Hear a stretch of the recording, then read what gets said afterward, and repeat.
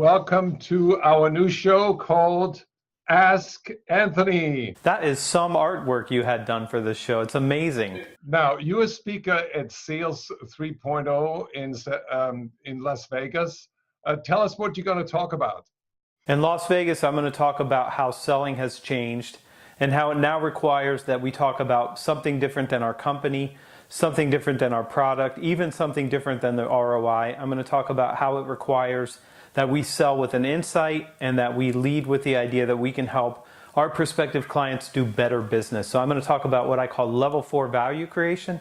And of course, G, you know, I'm going to tell stories. Now, I have a few audience questions. Let me play the video for you. Hi, I'm Laura. I'm a master trainer, and my question to you is, if I'm talking to a client and giving them my sales pitch, and their response to my sales pitch is, well, I have to talk to my husband first. What should be my best response? Laura, that's an excellent question. It's not really an objection. And if you treat it as an objection, then it feels like something that you have to try to get somebody to do. You've got to overcome their objection.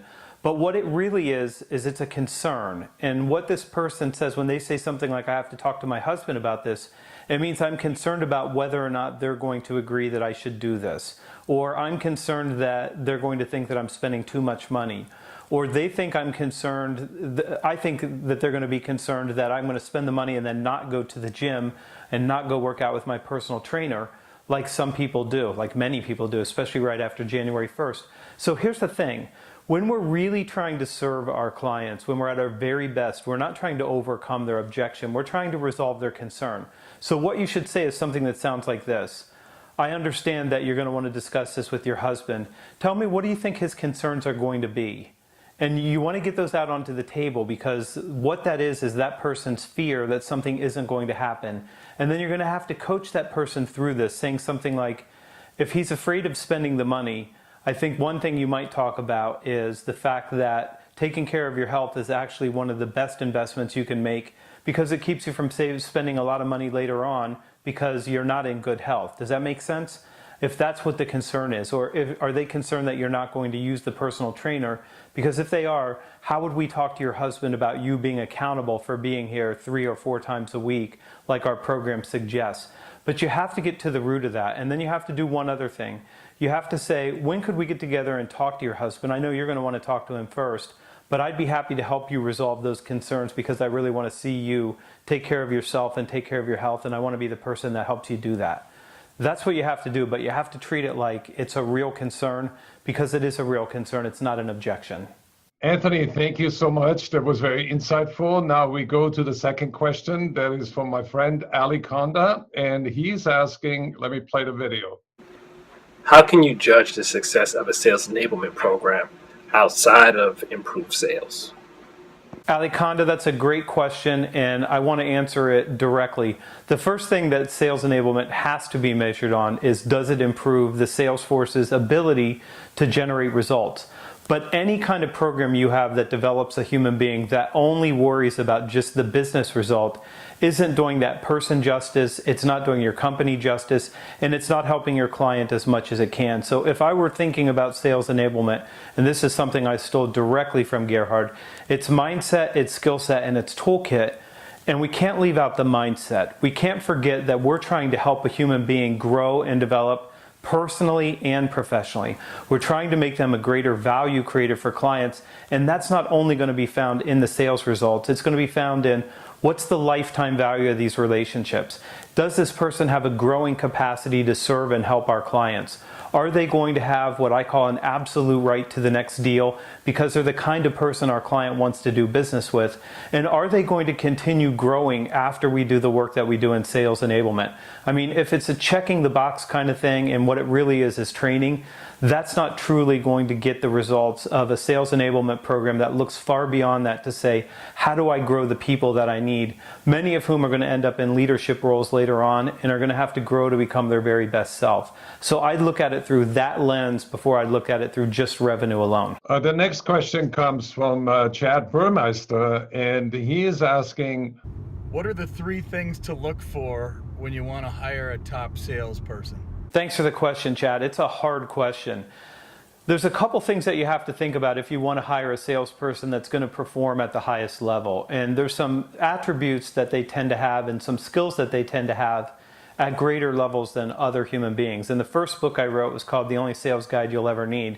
And the publisher gave it that name because you can't sell a book called A Competency Model for Salespeople. But what you're looking for is someone that has the right mindset, which means they're disciplined about their work, they care about other people, they're competitive, they're optimistic, they're resourceful, they take initiative, they're determined, they have great communication skills, and they're accountable for the results they sell. So that's a bunch of attributes that you have to test for in the hiring process. And I didn't put this one in the book, but I should have. It would have caused more controversy than some of the things that were already in the book. But you want someone with a little bit of combativeness. You want someone that's comfortable in conflict. And one of the primary deficiencies that salespeople have when they struggle is they don't want to engage in the conflict of asking or interrupting a client, or pushing back on what they think the right solution is so that they can do what's right, or arguing over what the right investment is. And it turns out the best salespeople will argue internally and externally, and they're a little combative. Not in a way that they're a challenging personality, but they're going to try to do what's right and to do what they need to do to succeed. And then you need a handful of skills. I'll skip over closing and prospecting and storytelling and all the ones that everybody already knows.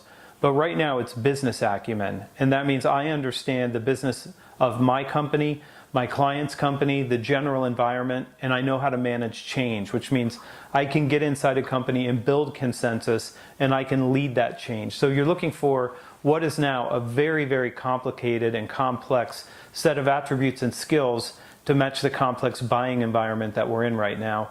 And I would tell you the 17 chapters in the Only Sales Guide gives you a pretty good framework. But for most people, they're going to look at it and say something like, oh, and in my company, they need massively high energy. Okay, that's good. Or to be a cultural fit, they're going to have this personality type. So you want to look at that. And I'm going to give you the secret key here from my understanding and also from running staffing agencies for decades. I'm hiring the deficiency. So the way I would think about this, what's the deficiency that I either have to build or that I can live with when I hire them? Because nobody's 100% across all these skills and attributes. So I have to make sure that whatever their deficiency is, it's not going to be debilitating and it's not going to prevent them from succeeding at the highest level in sales. Here's one more question from Dr. Vitra, and he's asking, Hi, Doug DeVitri here. When you're working with a client and have had a relationship for a long time and have had many successes, you find out has been dishonest, how do you then handle that? What are the steps you go through? What's some of the language you use? I'm all ears. How do you deal with a customer that's been dishonest with you? Well, there's a couple things here we'd have to talk about. What level of dishonesty are we talking about? What lack of integrity? Was it something around financial? Was it something around a commitment that they said they would keep and then they didn't keep? And I think that there's a chain of things that can happen here. But I would tell you generally how I would approach this is I want to address the issue.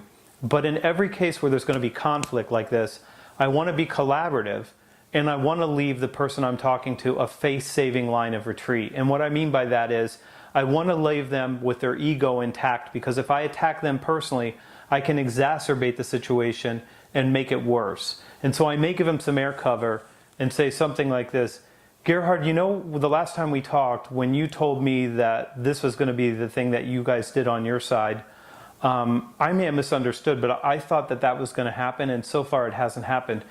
Can you tell me where we were wrong here? And I put me into that. We were wrong here, and I might have misunderstood what you said, and I could be wrong about this.